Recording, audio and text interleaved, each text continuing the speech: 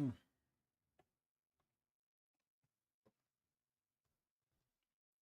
Hello, everybody. Although I think everybody right now is Mike Bowman.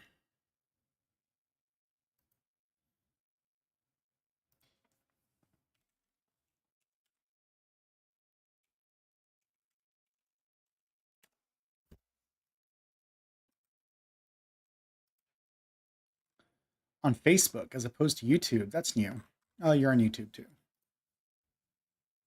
On Facebook as opposed to YouTube. No, hush. There we go. All right. Hopefully, some more folks show up, but at least I know we're working. Let's get this set better. Why am I not centered? Yeah, centered enough.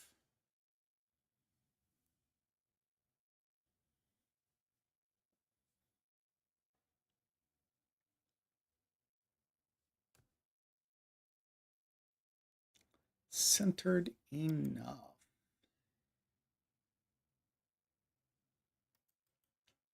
So, Mike, when are you getting your new puppy?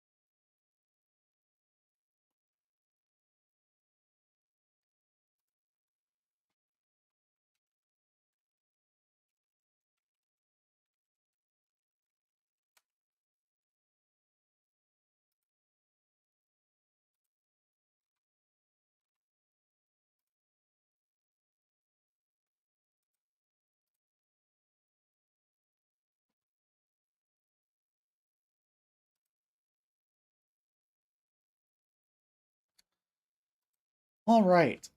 Let's see what's going on. Terry Bain, good to see you. Misty Bedford, hope you and Jimmy are doing well. It's a secret. Well, who's it a secret from, Mike? Terry's the one who told me about it. Jennifer Morgan, glad to see you this evening. Hope you're doing well. Ben, hope you and Song are in good health and good spirits.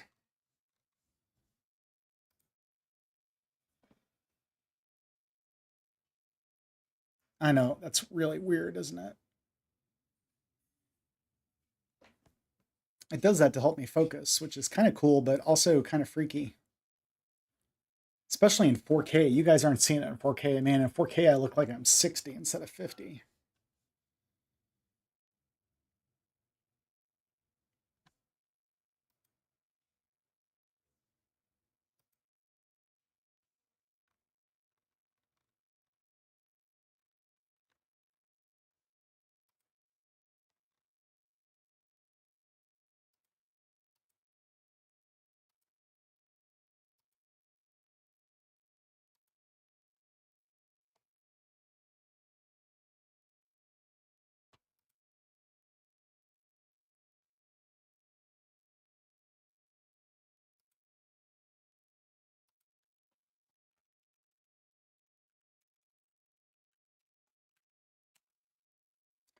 Tonight, we're going to be talking about Deborah. If you have a Bible and you want to open it up, or if you want to go to Bible Gateway, which is that's my go-to online Bible resource when I'm not using my um, very expensive research software, which you don't have probably. It would be weird if you did. Bible Gateway is perfect. And you just go to Bible Gateway, you just put it in like Google or whatever, and it'll pop up. And then the English for the Bible, I like Common English Bible a lot. I think it's the best, most readable, accurate translation. But I studied in seminary under the NRSV, and I have certain tools that help me study the Bible more deeply, language tools like Hebrew and Greek, and so I like the NRSV. Um, but it's now the New Revised Standard Version Updated Edition, so that's the one that I would pick if I were you. I mean, it honestly doesn't matter. You can use the Common English Bible or whatever one that you want. It's it's all the same, except for like don't use something like the Message. The Message is, I mean, it's okay, but it's a paraphrase. It's not a translation. So, well, thank you, Jennifer. Ben, this is the new, not quite the new setup. This is the old setup working on new equipment. I'm actually trying to create something brand new for all of us. And if you want to see it right now, you can go to this page, which exists on my test site. And eventually the goal is to stream directly to there and give us real-time chat instead of having the delay that we have. I'm still working on how it works, and I'm making sure I have permission to do it from my hosting service because it's a lot of data coming in and out, but I think it is. So that's the goal, but it's not working yet. So right now we're still on Facebook and YouTube. I don't know. Is skinny a compliment, Jennifer? I've never been called skinny before. So right now everybody seems to just think I'm sick. It's so weird when you're 30 and you weigh like 400 pounds and you lose 100 pounds. Everyone talks about how great you look. But when you're 50 and you weigh 280 pounds and you lose 75 pounds, people just ask if you're sick. It's weird. Yeah, that's about it, Ben. Definitely using some custom verses. I'll put them down here for you. I've kind of streamlined it. But definitely if you just follow along Judges 4, you'll see where we're at. I've done a ton of research about this, and my notes are 14 pages, so this is going to be at least 2 weeks. Oh, thank you, Terry. Appreciate that.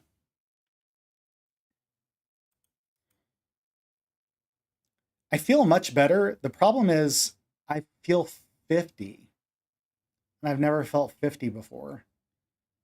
And feeling 50 doesn't feel great. I mean, it probably feels better than 70, but um, being 50 and like a healthy weight is much better than being 50 and, you know, weighing 300 pounds like I used to. So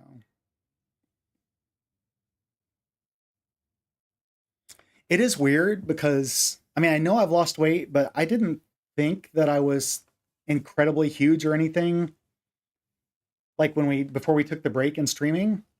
But I go back and look at some of those videos and I just, I look so huge. I know the 60s will be more challenging than the 50s. I don't know.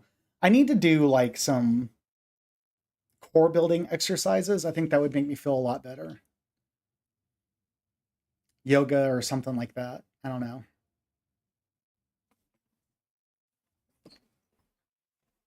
All right, 7-Eleven, it is time to get started. So we will do that. Anybody else on who hasn't said hi so I can acknowledge your existence? We have a small crowd tonight. I guess that's what I get for skipping a week.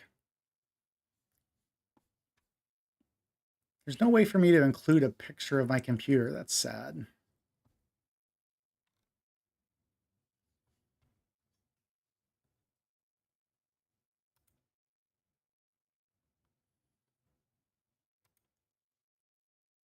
Let's see.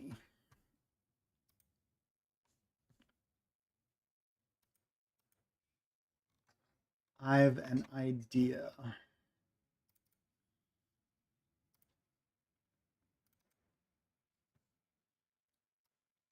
Let's see if my idea works. That's loud.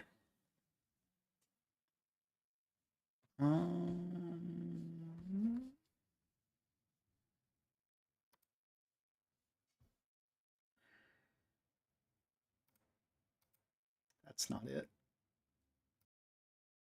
That's not it.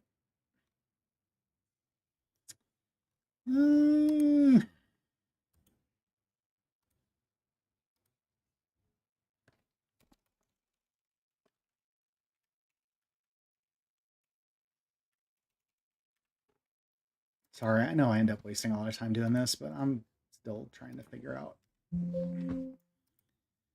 some things. Let's see. Display capture. Add new source. Secondary screen. Add source. Display. There we go. Done.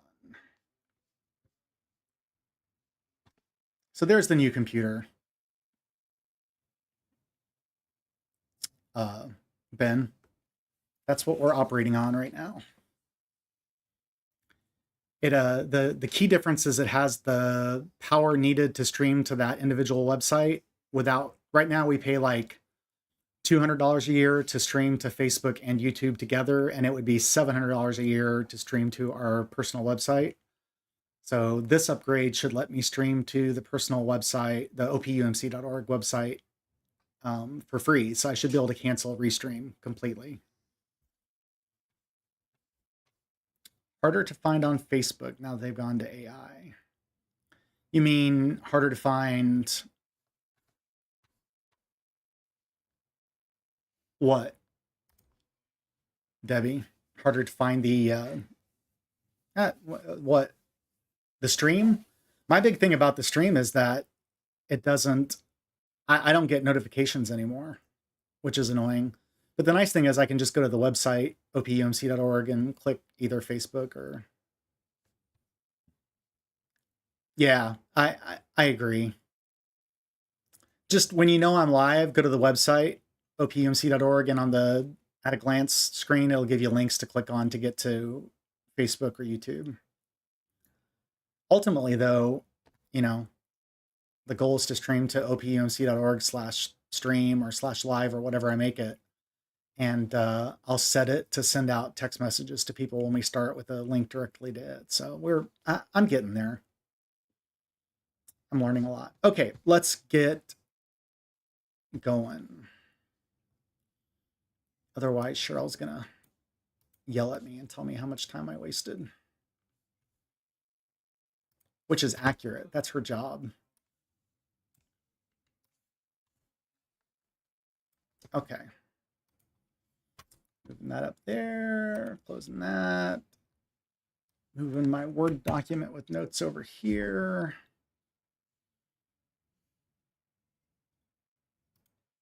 And we're ready to go.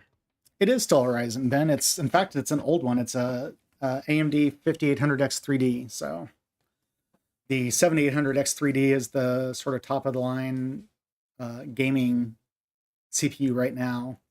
And the 9000 series are coming out like, I don't know, next week or something, but this does everything I need it to. So, all right, Judges.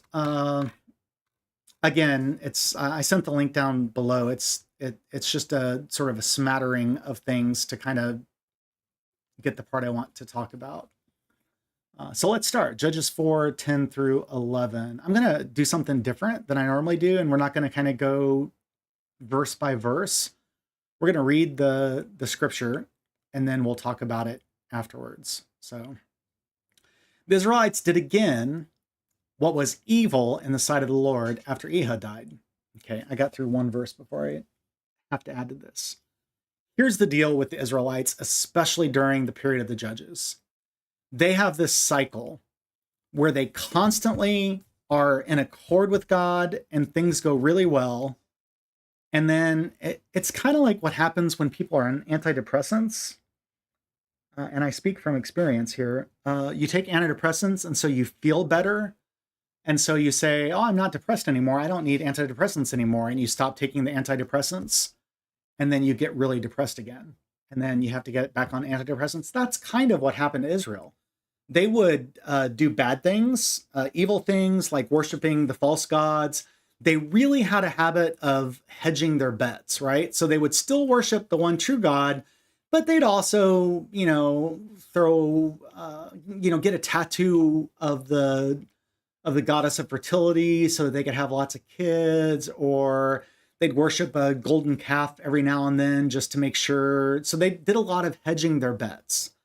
So they never stopped worshiping the one true God, Yahweh, as they wouldn't say, because they never would say his name. Kind of weird.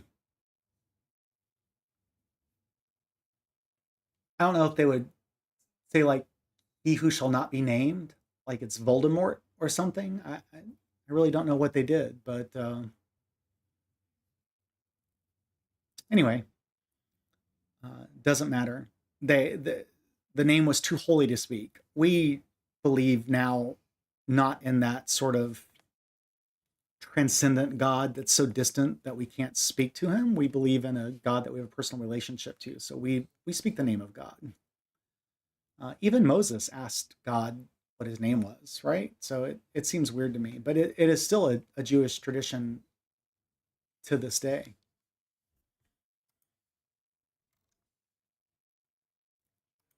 So what would happen is they'd hedge their bets, right? They'd start worshiping false gods, and according to their understanding of what happened, God would punish them by allowing them to be conquered. So an enemy would come in, conquer them, spread them to what we call the diaspora, like separate them out, intermingle with them, breed with them. I know it's kind of a gross term, but that's kind of how they viewed it. But what always happened as a result is the nation grew, right? It wouldn't be necessarily like the pure Israelites like they thought they were supposed to be, but sorry, blood sugar's low. I need to see how much. It's kind of low. Can you get me some crackers, please? Um,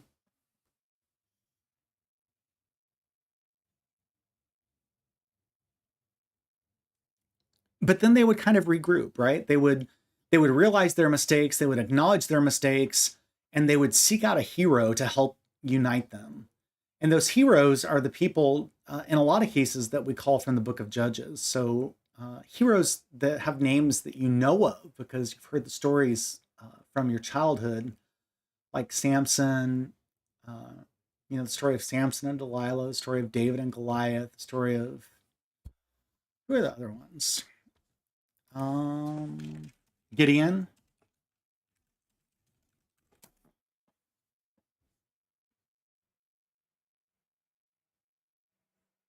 I think those are the main.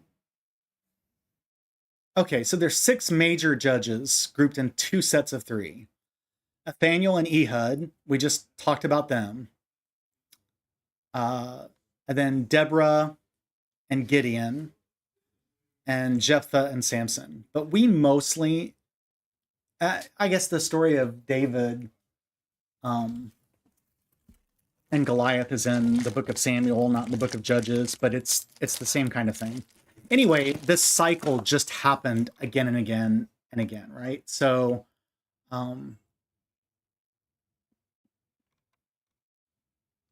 let's see if I can look through my notes.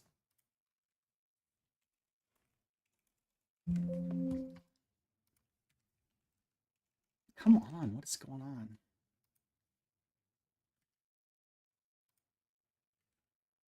Why? Okay, there we go.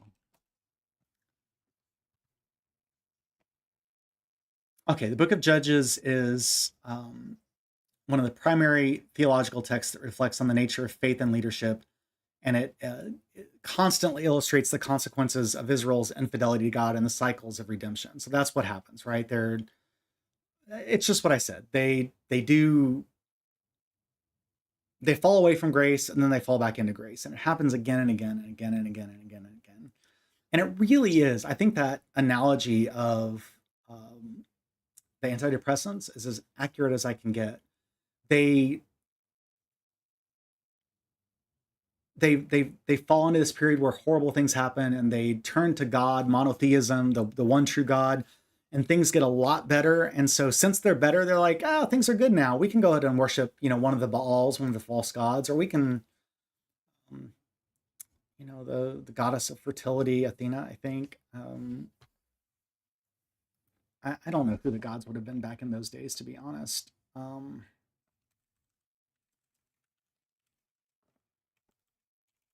see, 2000 BC. Nobody you've ever heard of. It doesn't matter. The Bible groups them all into what they call the Baals. Baal was a false god, but they kind of lump all the false gods into that one name. So then they'd start worshiping the false gods, and then they would think God would punish them. But what really happened is just, like God doesn't need to go through the effort of punishing us, right? We punish ourselves. We do things. We behave in such a way that the consequences of our actions lead to punishment. That's what happens. They thought it was God imposing direct judgment, but that's not what God does. God just allows us sometimes to do in our own sin. And that's really what happened. All right, we got through verse 1. Let's keep going. So the Lord sold them into the hand of King Jabin of Canaan. Now, halfway through verse 2, I need to say this as well. Keep in mind, the Old Testament, especially when you get into like the books of Judges and Kings, where I view it as much more possibly historical than just mythology. Now, once you get into the book of like Second Kings, I think you're pretty strongly into historical documents that are backed up by other non-biblical historical documents of the day. Until then, especially in the book of Judges and the book of Samuel, we kind of get into, man, I do not want to eat on stream, but my blood sugars dropped down to the 50s. So let's see the best way to do this. That's not going to work. I can't do crackers. Hang on just a second, okay?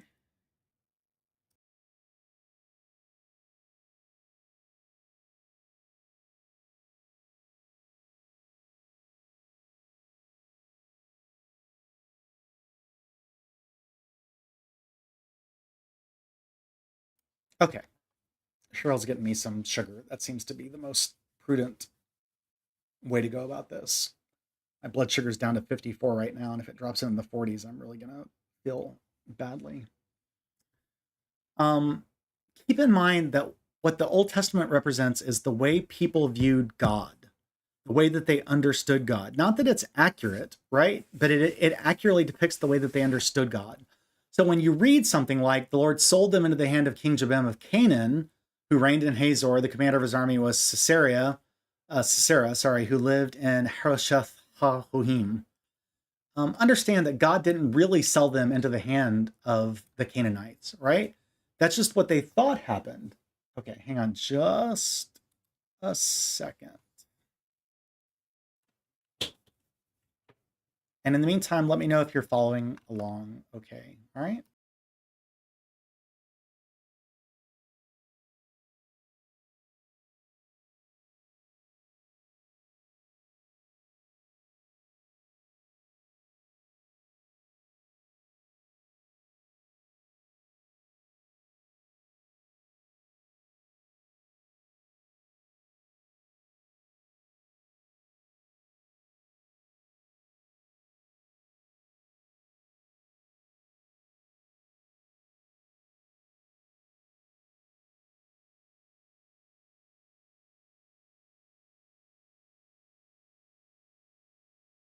All right.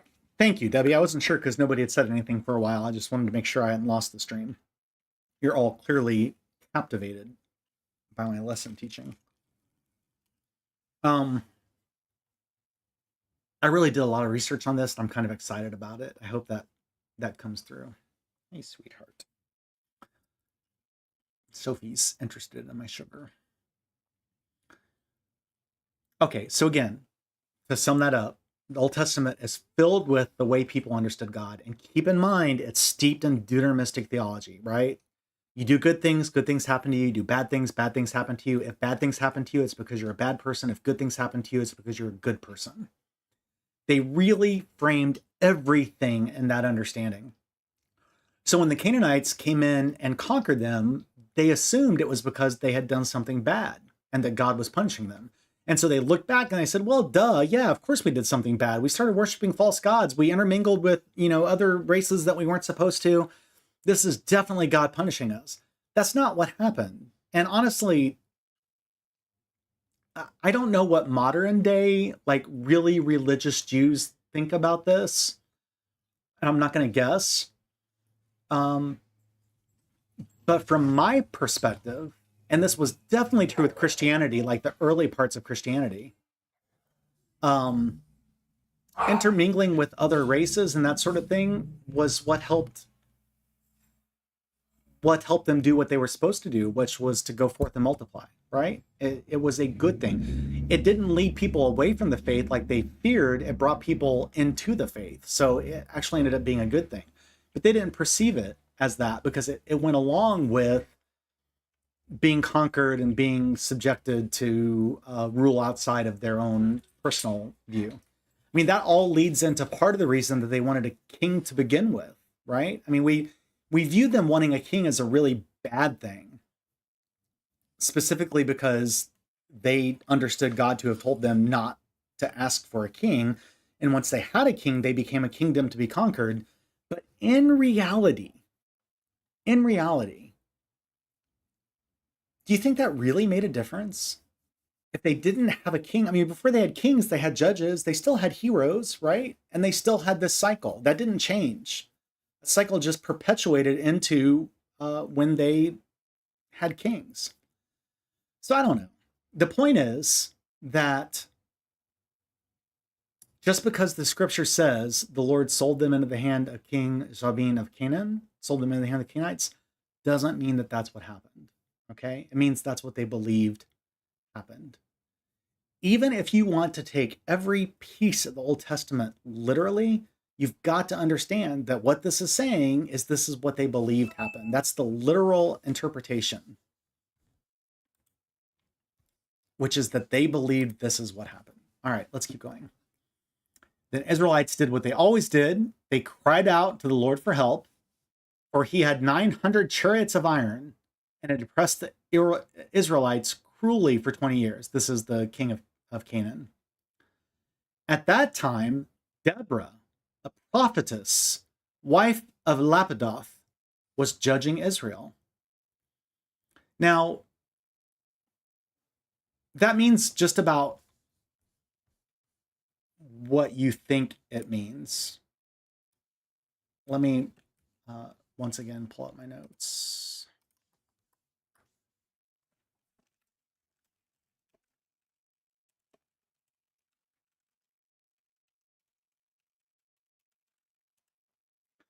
Um, it, it was basically a judge. It was definitely a leadership role. It was the precursor to a king, no doubt, only more accessible than maybe a king would be. Judges had military leadership. They controlled the military. It's kind of like the president of the United States is the commander in chief of the army. But one of their largest tasks was to like a dispute resolution, right? People um, they'd hear cases and make decisions based on the laws and customs of the time. So two people had an argument, they would go before the judge, and the judge would lead them. And the final thing is spiritual guidance. The judge always led them spiritually. So that was the role of the judge. Instead of sold was the influence of the population.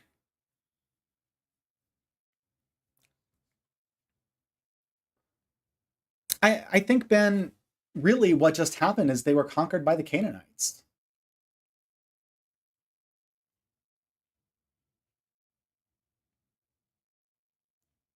I'm trying to think how much of that was a consequence, how much of that could be a consequence of them worshiping a false god.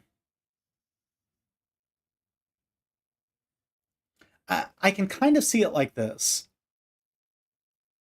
They would actually start worshiping some of the false gods of Canaan, of the Canaanites. And so that made them more susceptible. So maybe the conquering wasn't as literal of a conquering as we might think. Maybe it wasn't just all about military might. Maybe it was about just allowing the Canaanites to come in. Maybe that's the way that it worked out. It's just, my point is, God didn't do it to them. They did it to themselves, or it was part of the natural way of things. I mean, it's so fascinating. This is still the plight of Israel, right? It's like from the beginning. And to be fair, I don't know if I want to say this or not. Let me think real fast.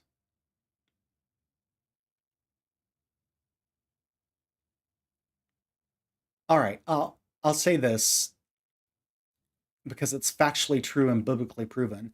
They entered an occupied land, right? You remember that? Like Joshua took over from Moses, and they sent spies instead of just going straight in like God told them to. They sent spies in, and they found giants and other people, and they said, "We can't possibly go in. It's way too scary." And God got upset at them for not trusting them. The point is, it was an occupied land, but it was promised to them. So they went in and did what God said, and they took the land. And so ever since that time, up into today, they've had to fight for their right to that land. But what's amazing, and what makes me think that it just simply has to be God's will, that really is their land, is the fact that they're still in existence. How is a nation like Israel still in existence even today? It has to be because it was God's will. Anyway, hopefully that explains that. So Deborah was judging Israel.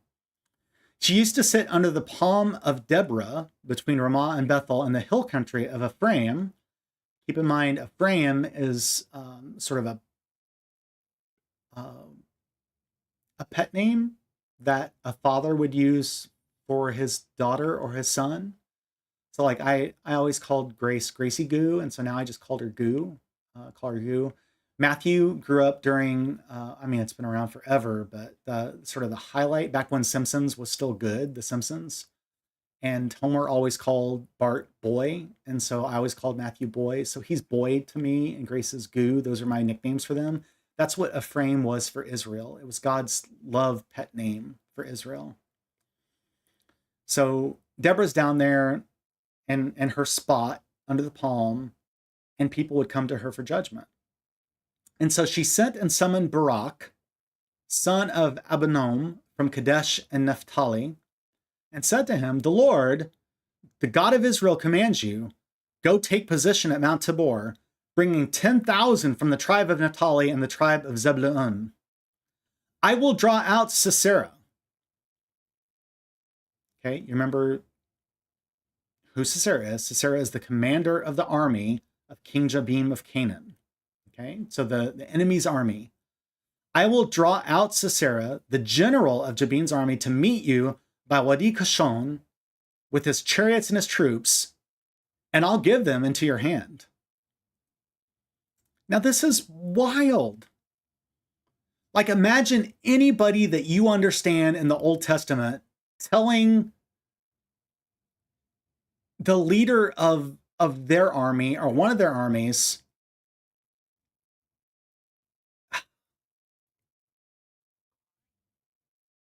not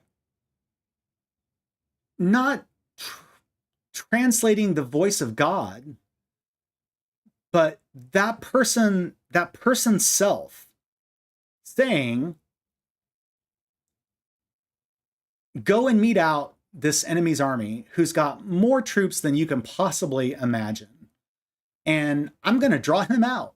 I'm going to goad him. I'm going to make him come out with his 10,000 chariots and all of his troops, and I will give him into your hand.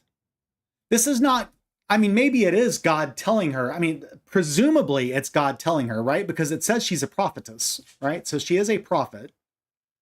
But we don't have that context. Now, imagine that person in these Old Testament times is a woman.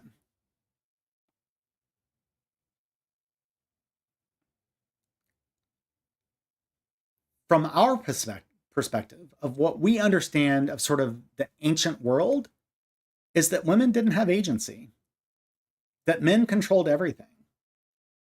But there's no question here. I think that perception is wrong.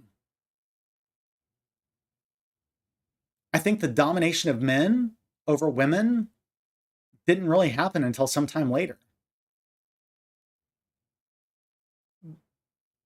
Because there's no question whatsoever here. Barak just says to her, if you'll go with me, I'll go. But if you won't go with me, I'm not going. So he believes in her enough to say, basically, if you believe in this enough to go yourself, then I'll believe it too. But if you're not willing to go, then forget it. I'm not doing it. And she said, I will surely go with you. Nevertheless, the road on which you are going will not lead to your glory. For the Lord will sell Sisera into the hand of a woman. Then Deborah got up and went with Barak to Kadesh. So this is the result, right? If she hadn't gone, the Lord would have delivered Sisera into the hand of Barak. But because Barak kind of challenges her a little bit, yeah, Ben, you're catching on. You're picking up what I'm laying down. She says, yeah, I'll go with you. But the result of that is that, and again, you know, this concept of one army conquering another, is God selling one into the hand of the other, which is, I don't know. Maybe the concept of selling is different than we understand it.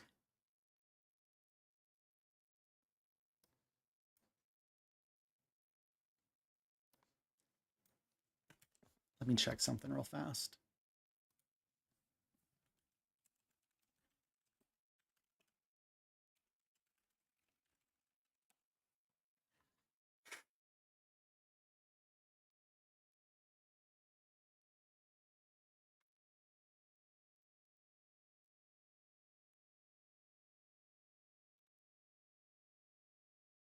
Okay. I think it's just pretty self-explanatory. You can only sell something that you own, right? You can't sell something that you don't own, that you don't have a controlling investment in.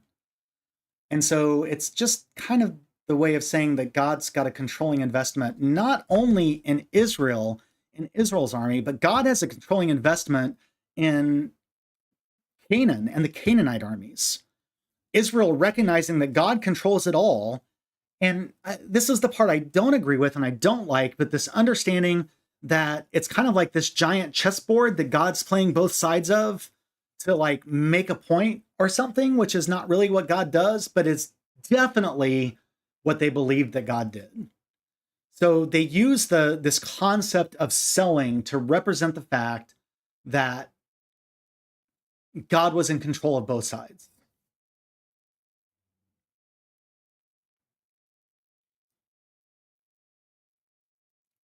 And so there is some stigma here because Deborah makes a point of saying, yeah, I'll go, but that means that God's going to deliver the Canaanites into the hands of a woman, not you. So I don't think she would have put it that way. I think she would have said my hand and not your hand if that's all there were to it. But, you know, to his credit, Barak doesn't care. Barak doesn't care who gets the credit. Barak doesn't care who the victor is. Barak cares about Israel being free. So he's 100%, 1,000% fine with this. But the fact that Deborah points out that it's into the hand of a woman probably indicates that there is some stigma of female leadership at the day, which is what we would expect. It's just interesting that it doesn't seem to even really be a point of contention, except for this one verse. So I don't know. It would be interesting, and I think we'll get into this. I think this is a natural part of studying women of the Bible. It's to understand their agency. You know, in the story of Adam and Eve, again, which is just, I'm sorry, but it's clearly mythological. If you don't believe that, that's 100% fine with me. The truths that I have tried to teach you from it stand the test of whether it's mythological or literal, but it's just mythological. It's mythological because every creation story, every culture has a creation story, and that's it. But in that case, she not only has agency, right? But she has the ultimate agency. She has the power over man. Woman has the power over man because she does the thing and then the man does it. And he even says to God, you know, yeah, this woman that you gave to me, you gave her to me. You gave her to me. This woman, she did it. And so, yeah, I did it too. I mean, she's got the primary agency in that. So at some point between the time of the story of Adam and Eve to the story of Deborah, in that interim, right, you've got, for instance, the story of Sarah. And in that story, she has no agency. Abraham, what's the polite way to say this? I don't know the polite way to say it, so I won't say it. Abraham gives her away as somebody for other people to have their way with so that he doesn't get attacked.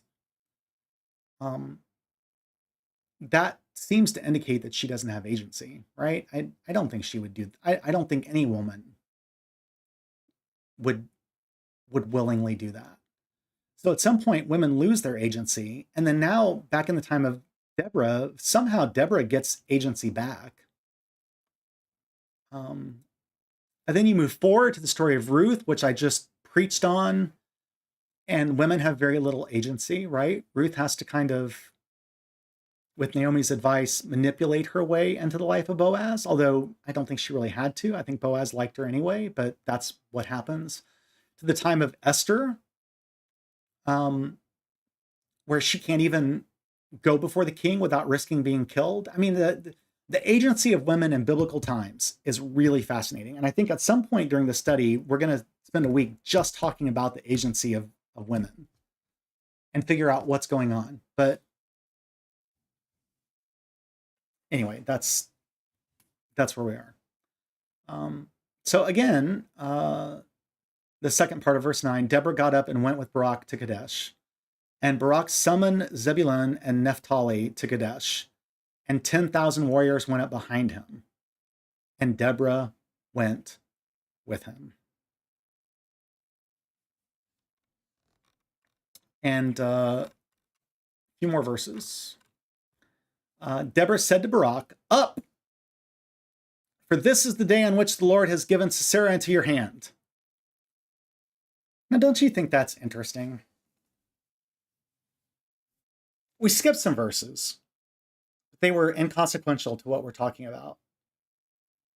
But she specifically says, this is not going to lead to your glory, for the Lord will sell Sisera into the hand of a woman. But 4 verses later, sorry, I popped the mic there. 4 verses later, she says, this is the day in which the Lord has given Sisera into your hand. I'm not quite sure what to make of that, to be honest, and I didn't really notice it before. So I will do a little research and try to give you an explanation of the difference between that before next week. The Lord is indeed going out before you.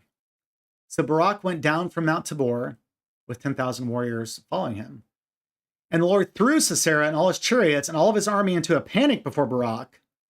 Sisera got down from his chariot and fled away on foot, while Barak pursued the chariots and the army to Haroshetheth Hagulim. All the army of Sisera fell by the sword. No one was left.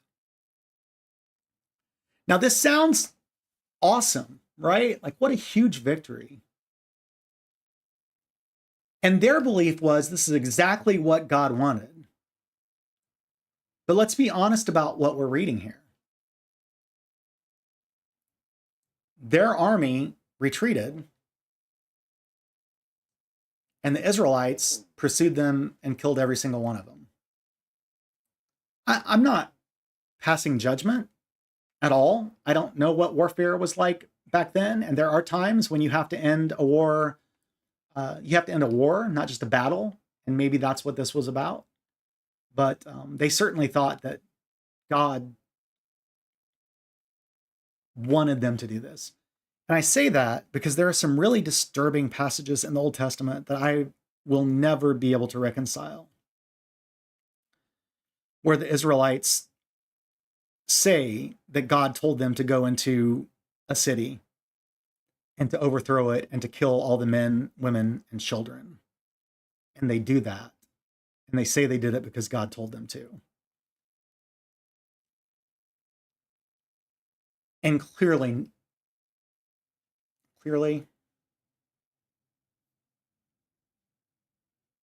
I think not. I think there's no way that God would ever tell them to do that. I think sometimes this is the lesson to learn from this. People use God to justify some pretty horrendous actions. I don't just think that, I know that. I think that's represented even in our own canonical biblical texts. All right, that's going to be it for tonight, guys.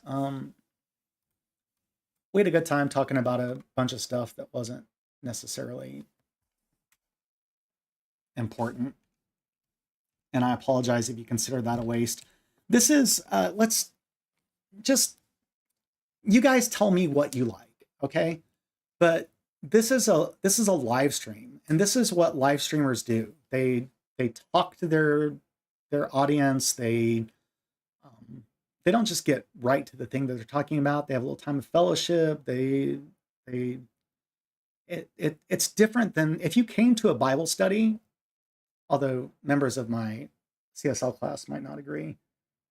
But you know, the idea is to get right down to it and spend all the time that you can. I'm just trying to make this fun and entertaining and personal. And so hopefully you enjoy that. If you don't, I can be more to the point and not do this other stuff. So y'all, if you have, you know, strong opinions about it, send me a message and let me know. You don't have to go on record saying how you feel, but do let me know. If you feel like I'm wasting time, let me know. And, you know, if enough of you feel that way, I won't do that. There's only 7 people on right now. I can tailor this to your needs and your wants. All right, so that's it. We're gonna, like I said, this is definitely more than a 1-week study, but I really thought I was gonna read the scripture and then we were gonna talk about it, but that just seems a little too sermon-like. So we're gonna do it like this, like I always do. Thank you, Debbie. I appreciate that. Thank you, Ben. Appreciate that as well. All right, guys. Well, that's it. My blood sugar is continuing to crash, so I'm gonna go eat something. And don't forget, our sale is Saturday. Definitely come to the sale, please. Work at the sale, please. Please, please, please. Come Friday if you can help. Jennifer, are you still around? If you are, can you tell people what time you're going to be at the church on Friday? We need to be there on Friday to price things and get set up and do everything that hasn't been done yet. If Jennifer is not around right now, I suspect she's coming after work because she works Fridays. So it's probably going to be an evening thing, like 6 to 8, something like that. So if you're able to come, please come and help out. And then come on Saturday and help out and bring your friends, have some barbecue, do all those things. We want this to be a good, successful sale. We haven't had one since COVID. So this is a pretty cool thing. All right, everybody, I will see you. Thanks for being here. More on Deborah next week. And this Sunday, we're celebrating Pentecost. So we'll be talking about Pentecost. Take care. God bless. And as always, thanks for watching.